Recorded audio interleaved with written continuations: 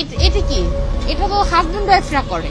2014 সালে জাতীয় দলের সাবেক ক্রিকেটার রুবেল হোসেনের বিরুদ্ধে মামলা দায়ের করে আলোচনায় আসেন মডেল ও অভিনেত্রী নাজনীন আক্তার হ্যাপি। পরবর্তীতে অভিনয় ছেড়ে পর্দার আড়ালে চলে যান তিনি। ইসলামী শিক্ষায় দীক্ষিত হয়ে নিজের নাম পরিবর্তন করে রাখেন আমাতুল্লাহ। বিয়ে করেন মুফতি মোহাম্মদ তালহা নামক একজন মাদ্রাসা শিক্ষককে। এবার স্বামী তালহার বিরুদ্ধে গুরুতর অভিযোগ আনলেন হ্যাপি। স্বামীর বিরুদ্ধে একাধিক বিয়ের অভিযোগ করেছেন সাবেক মডেল অভিনেত্রী। এ পর্যন্ত তার স্বামী তালহা ইসলাম নাকি 9টি বিয়ে করেছেন বলে দাবি করেছেন। গত সোমবার স্বামীর বিরুদ্ধে নির্যাতনের অভিযোগ এনে নারী ও শিশু নির্যাতন দমন আইনে মামলা করেন হ্যাপি। বুধবার সন্ধ্যায় রাজধানীর একটি হোটেলের সংবাদ সম্মেলনে এই তথ্য জানান হ্যাপির আইনজীবী অ্যাডভোকেট জান্নাতুল ফেরদৌস। তিনি বলেন, নাজনীন আক্তার হ্যাপি মডেলিং ও বিনোদন জগৎ ছেড়ে দিনের পথে আসে। গত 7 বছর আগে নড়াইলের সাবেক এমপি প্রয়াত মুফতি শহীদুল ইসলামের ছেলে মুফতি তালহা ইসলামের সঙ্গে তার বিয়ে হয়। বিয়ের কিছু সময় পর থেকে জানতে পারেন তালহা ইসলামের বিভিন্ন নারীর প্রতি আসক্তি রয়েছে।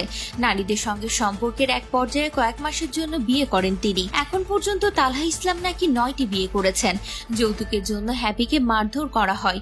অভিযোগ করে তিনি বলেন, চারিত্রিক এসব সমস্যার পাশাপাশি তালহা ইসলাম প্রায় হ্যাপি ও তার সন্তানের উপর নির্যাতন করেন। সামান্য কথার বিপরীত হলেই গায়ে হাত তুলতেন তালহা। এছাড়া যৌতুকের জন্য মাঝে মধ্যেই নির্যাতন করতেন তিনি। নাজনীন আক্তার হ্যাপি বলেন, তার আসল চরিত্র প্রকাশ করার পর থেকে আমি তার কাছ থেকে বিচ্ছিন্ন হওয়ার জন্য তালাকের কথা অসংখ্যবার বলেছি। যতবারই আমি তালাকের কথা বলতাম ততবারই তিনি আমাকে অমানসিক নির্যাতন করেছে। তালাকের শরীয়ত সম্মত অধিকারটা আমার কাছে নেই।